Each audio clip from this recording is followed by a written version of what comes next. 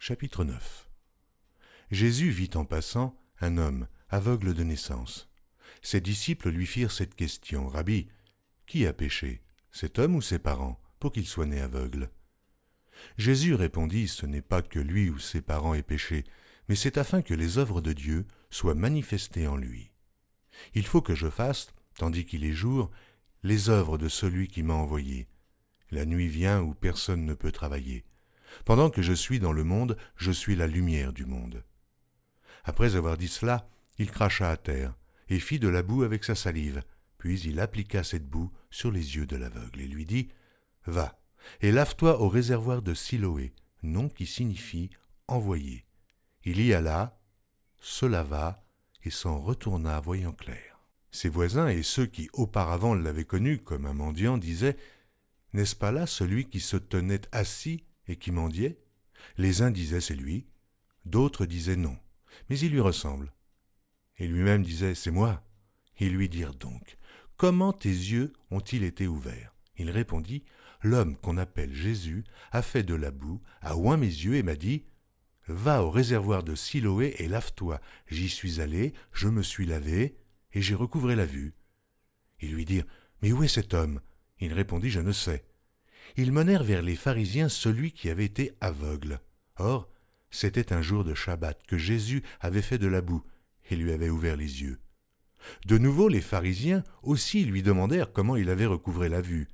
Et il leur dit: « Il a appliqué de la boue sur mes yeux, je me suis lavé, et je vois. » Sur quoi quelques-uns des pharisiens dirent: « Cet homme ne vient pas de Dieu, car il n'observe pas le Shabbat. » D'autres dirent: « Comment un homme pécheur peut-il faire de tels miracles ?»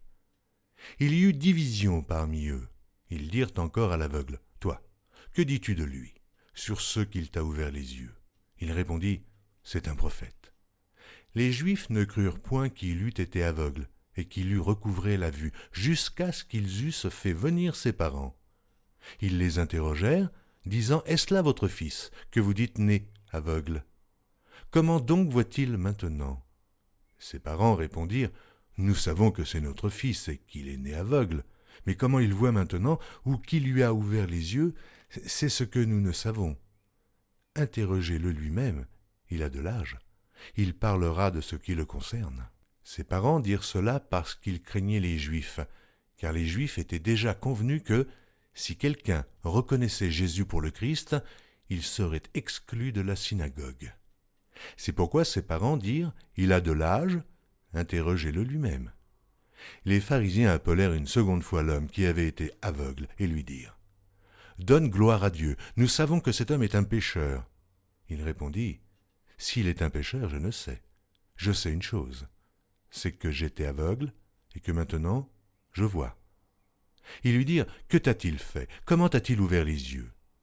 Il leur répondit: « Je vous l'ai déjà dit, et vous n'avez pas écouté. Pourquoi voulez-vous l'entendre encore? Voulez-vous aussi devenir ses disciples ?» Ils l'injurièrent et dirent: « C'est toi qui es son disciple. Nous sommes disciples de Moïse. Nous savons que Dieu a parlé à Moïse, mais celui-ci, nous ne savons d'où il est. » Cet homme leur répondit: « Il est étonnant que vous ne sachiez d'où il est, et cependant il m'a ouvert les yeux. Nous savons que Dieu n'exauce point les pécheurs, mais si quelqu'un l'honore et fait sa volonté, c'est celui-là qui l'exauce. Jamais on n'a entendu dire que quelqu'un ait ouvert les yeux d'un aveugle-né. Si cet homme ne venait pas de Dieu, il ne pourrait rien faire. » Ils lui répondirent: « Tu es né tout entier dans le péché, et tu nous enseignes !» Et ils le chassèrent. Jésus apprit qu'ils l'avaient chassé, et, l'ayant rencontré, il lui dit: « Crois-tu au Fils de Dieu ?» Il répondit: « Et qui est-il, Seigneur, afin que je croie en lui ?» « Tu l'as vu, lui dit Jésus, et celui qui te parle, c'est lui. » Et il dit: « Je crois, Seigneur. » Et il se prosterna devant lui. Puis Jésus dit: « Je suis venu dans ce monde pour un jugement, pour que ceux qui ne voient point voient, et que ceux qui voient deviennent aveugles. » Quelques pharisiens qui étaient avec lui, ayant entendu ces paroles, lui dirent: « Nous aussi, sommes-nous aveugles ?» Jésus leur répondit: « Si vous étiez aveugles, vous n'auriez pas de péché. Mais maintenant vous dites: Nous voyons, et c'est pour cela que votre péché subsiste. » Jean, chapitre 10. En vérité, je vous le dis, Celui qui n'entre pas par la porte dans la bergerie, mais qui y monte par ailleurs, est un voleur et un brigand. Mais celui qui entre par la porte est le berger des brebis. Le portier lui ouvre, et les brebis entendent sa voix. Il appelle par leur nom les brebis qui lui appartiennent, et il les conduit dehors. Lorsqu'il a fait sortir toutes ses propres brebis, il marche devant elles, et les brebis le suivent, parce qu'elles connaissent sa voix. Elles ne suivront point un étranger, mais elles fuiront loin de lui, parce qu'elles ne connaissent pas la voix des étrangers. Jésus leur dit cette parabole, mais ils ne comprirent pas de quoi il leur parlait. Jésus leur dit encore en vérité, je vous le dis, je suis la porte des brebis. Tous ceux qui sont venus avant moi sont des voleurs et des brigands, mais les brebis ne les ont point écoutés. Je suis la porte. Si quelqu'un entre par moi, il sera sauvé. Il entrera et il sortira, et il trouvera des pâturages. Le voleur ne vient que pour dérober, égorger et détruire. Moi, je suis venu afin que les brebis aient la vie et qu'elles soient dans l'abondance. Je suis le bon berger. Le bon berger donne sa vie pour ses brebis. Mais le mercenaire, qui n'est pas le berger et à qui n'appartiennent pas les brebis, voit venir le loup, abandonne les brebis et prend la fuite, et le loup les ravit et les disperse. Le mercenaire s'enfuit parce qu'il est mercenaire et qu'il ne se met point en peine des brebis. Je suis le bon berger. Je connais mes brebis, et elles me connaissent, comme le Père me connaît et comme je connais le Père, et je donne ma vie pour mes brebis. J'ai encore d'autres brebis qui ne sont pas de cette bergerie.